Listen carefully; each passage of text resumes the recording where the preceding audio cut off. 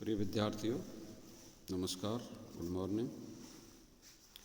पिछली जो कक्षा में हमने जो वीडियो प्रस्तुत किया था वो प्रश्नावली के प्रकार के ऊपर प्रस्तुत किया था। आज हम इसी टॉपिक को आगे बढ़ाते हुए प्रश्नावली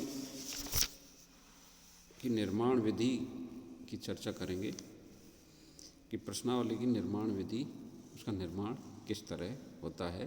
टेक्निक्स ऑफ कंस्ट्रक्शन क्वेश्चनरी। प्रश्नावली का निर्माण जितनी सावधानीपूर्वक एवं व्यवस्थित रूप से किया जाता है, अनुसंधान के लिए सामग्री का संकलन उतना ही उपयोगी हो जाता है।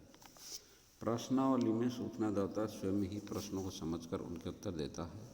अतः प्रश्नावली के निर्माण के समय सूचनादाता के ज्ञान का आधार बनाना पड़ता है।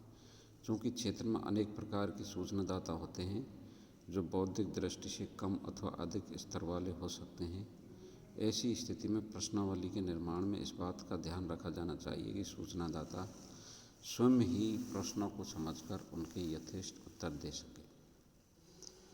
इस दृष्टि से प्रश्नावली के निर्माण में निम्नलिखित बातों को ध्यान में रखना आवश्यक है, जिसे आरेख द्वारा स्पष्ट किया जा सकता है। प्रश्नावली की निर्माण विधि। प्रश्नावली की निर्माण विधि के लिए हमें क्या क्या बातें ध्यान रखनी चाहिए। पहली है अध्ययन की समस्या। दूसरा है अध्ययन की समस्या में हमें क्या देखना है कि अध्ययन की समस्या की पूर्ण जानकारी हमें होनी चाहिए। क्षेत्र तथा सूचनादाता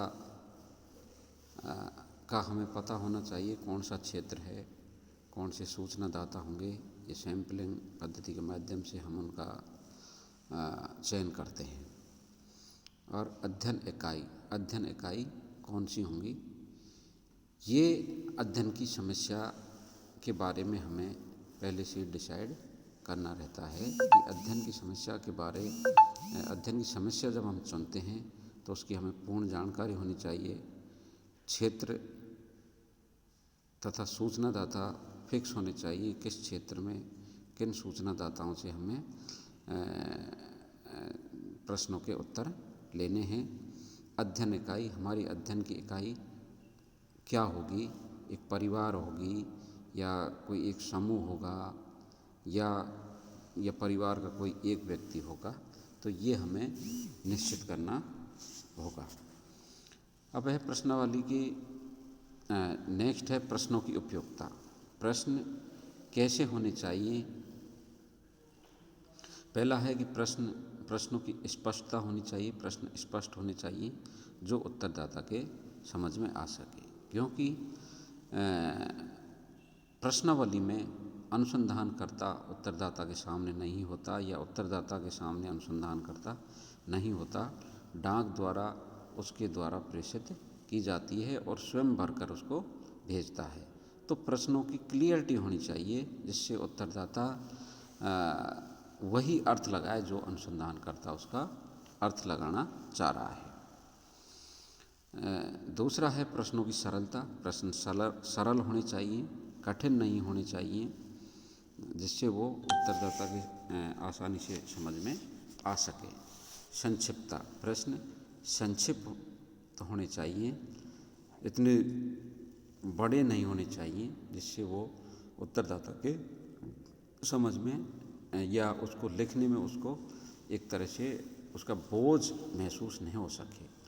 वैश्विक प्रश्न वैश्विक होने चाहिए, पक्षपातपूर्ण वाले प्रश्न नहीं होने चाहिए। बचाव वाले प्रश्न और उत्तरदाता अनुसंधानकर्ता को बचाव वाले प्रश्न पूछने चाहिए। स्पष्ट भाषा का उपयोग किया जाना चाहिए। प्रश्नों में एक क्रमबद्धता होनी आवश्यक है। नेक्स्ट है प्रश्नावली की बाह्य प्रकृति। तो प्रश्नावली की बाह्य प्रकृति किस तरह की होनी चाहिए, उसका आकार कैसा होना चाहिए, कागज़ कैसा उपयोग में लाना चाहिए, उसकी छपाई कैसी होनी चाहिए, हाशिए छोड़ना, रंग रूप, मदों की व्यवस्था। तो ये चीज़ें हैं जो हमें एक प्रश्नावली के निर्माण की विधि में हमें ध्यान रखना है। इनका हम एक एक करके और अध्ययन कर सकते हैं। अध्ययन की समस्या। प्रश्नावली द्वारा अध्ययन करने एवं प्रश्नों की रचना करने के लिए अध्ययन की समस्या को भली भांति समझ लेना एवं उसका विश्लेषण कर लेना अत्यावश्यक है। इसमें 3 बातों पर विशेष ध्यान देना चाहिए: पूर्ण जानकारी, क्षेत्र तथा सूचनादाता और अध्ययन की इकाई। पूर्ण जानकारी। प्रश्नावली के निर्माण के लिए अध्ययन समस्या को सभी दृष्टिकोण से समझ लेना चाहिए तथा उसकी पूरी तरह से निरख परख कर लेनी चाहिए, अन्यथा अध्ययनकर्ता को प्रश्न रचना के समय अनेक समस्याओं का सामना करना पड़ सकता है। अतः उसे समस्या के विभिन्न पक्षों से परिचित होना आवश्यक है तथा उसे विषय से संबंधित विशेषज्ञों की भी जानकारी होनी चाहिए, तभी प्रश्नावली का निर्माण उचित चरणों में हो सकेगा। Area and informant. क्षेत्र तथा सूचनादाता। प्रश्नावली की रचना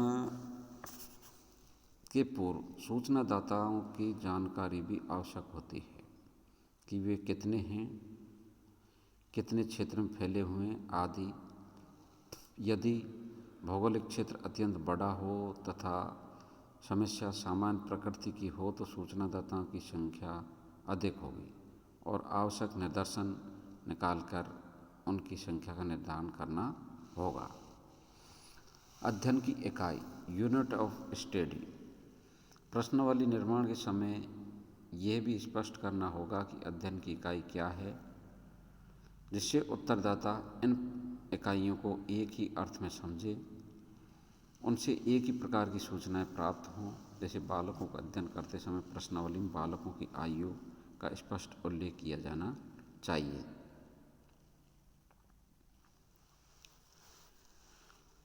प्रश्नों की उपयोगिता। Suitability of questions. प्रश्नों की उपयोगिता क्या है, किस तरह के प्रश्न होने चाहिए। प्रश्नों की स्पष्टता एवं विशिष्टता। अनुसंधानकर्ता को प्रश्न निर्माण के समय इस बात को ध्यान में रखना आवश्यक है कि ऐसे प्रश्नों का निर्माण नहीं किया जाए जो अस्पष्ट एवं अनिश्चित उत्तर वाले हों अथवा भ्रम में डालने वाले हों। इसके साथ ही द्व्यर्थक, दोषपूर्ण, अप्रचलित प्रश्नों को भी न रखा जाए। प्रश्नों के निर्माण में विशिष्ट शब्दावली का भी प्रयोग नहीं किया जाए, जिसे समझने के लिए उत्तरदाता को कठिनाई का सामना करना पड़े। जैसे आप क्या पढ़े लिखे हैं के स्थान पर आपने किस स्तर तक शिक्षा ग्रहण की है पूछना अधिक ठीक रहेगा। प्रत्येक प्रश्न स्पष्टता लिए हुए होना चाहिए। सरल प्रश्न। प्रश्नावली में सरल प्रश्नों का समावेश किया जाना चाहिए, जिससे सामान्य बुद्धि वाला भी सरलता से समझ सके। सरलता का ध्यान इसलिए भी रखा जाना चाहिए क्योंकि प्रश्नों के उत्तर लिखते समय अध्ययनकर्ता वहाँ उपस्थित नहीं रहता, अतः उत्तरदाता वही अर्थ लगाए जो अपेक्षित है। यह बात महत्वपूर्ण है। संक्षिप्त व श्रेणीबद्ध उत्तर, ब्रीफ एंड कैटेगराइज्ड आंसर। प्रश्नावली में प्रश्न संक्षिप्त होने चाहिए जिनका उत्तर संक्षिप्त में ही देना पड़े। इससे उत्तरदाता प्रश्नावली पढ़ते समय ऊबता नहीं, साथ ही उनमें क्रमबद्धता भी होनी चाहिए। यदि उत्तर हाँ या नहीं में हो तो और भी अच्छा है। इस रूप में बहु विकल्पात्मक प्रश्न सबसे अच्छे रहते हैं, जिनमें प्रश्नों का निर्माण कठिनता से होता है लेकिन उत्तर देने में संक्षिप्तता रहती है। जैसे आप धूम्रपान के प्रति कैसा दृष्टिकोण रखते हैं, पूर्णतया घृणित, अच्छा, उदासीन, पूर्णतया अनुकूल, अत्यावश्यक। इस प्रकार के प्रश्नों में संक्षिप्तता, श्रेणीबद्धता पाई जाती है। उत्तरदाता से भी इनका उत्तर स्वतंत्र पूर्वक लिया जा सकता है। वैश्विक प्रश्न, ऑब्जेक्टिव क्वेश्चंस। यथासंभव प्रश्नों में किसी प्रकार का निजी झुकाव नहीं होना चाहिए। उनके उत्तर निष्पक्षता लिए हुए होने चाहिए, तभी उत्तरदाताओं से वास्तविक तथा सही उत्तर निकलवाए जा सकेंगे। इससे अध्ययन में निश्चितता आ सकेगी। बचाव वाले प्रश्न, सेफ गार्ड क्वेश्चंस। गोपनीय तथा गहन सूचना वाले प्रश्नों से बचना चाहिए। क्योंकि ऐसे प्रश्नों के उत्तर देने में उत्तरदाता कतराता है। यौन व्यवहार, अपराधी प्रवृत्ति आदि से संबंधित प्रश्न इसी प्रकार के होते हैं। बेसिक प्रश्न, भावात्मक प्रश्न व प्रतिष्ठा वाले प्रश्नों से भी बचना चाहिए। जहाँ तक हो पक्षपातपूर्ण प्रश्न, रूढ़ि युक्त प्रश्न, भावात्मक प्रश्न भी प्रश्नावली में नहीं सम्मिलित होने चाहिए। इन प्रश्नों के कारण प्रश्नावली का वापस लौटना भी मुश्किल हो जाएगा। स्पष्ट भाषा, प्रश्नावली की भाषा इस प्रकार की होनी चाहिए जिसे उत्तरदाता स्पष्ट रूप से समझ सके। उसमें कठिन, अप्रचलित, क्लिष्ट व दोहरे शब्दों का प्रयोग नहीं किया जाना चाहिए। बहुअर्थक, भावात्मक, अनुमानित सूचना वाले शब्दों का प्रयोग भी नहीं होना चाहिए। स्पष्ट भाषा के साथ साथ प्रश्नावली की इकाइयाँ भी स्पष्ट होनी चाहिए। जैसे तुम्हारी आयु क्या है, यह अस्पष्ट भाषा वाला प्रश्न है, क्योंकि इसकी भाषा से स्पष्ट प्रतीत नहीं हो रहा है कि अनुमानित आयु पूछी जा रही है अथवा निश्चित आयु। यदि ये पूछा जाए कि आपकी जन्म तिथि क्या है तो यह स्पष्ट प्रश्न होगा।